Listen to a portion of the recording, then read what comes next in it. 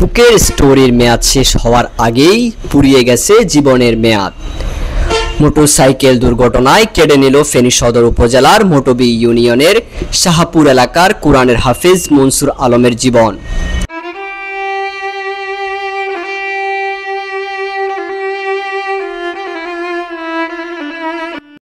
সোমবার 20 জুন খাগড়াছড়ি থেকে আসার পথে ফেনী অংশে দুর্ঘটনার কবলে পড়েন মনসুর আলী।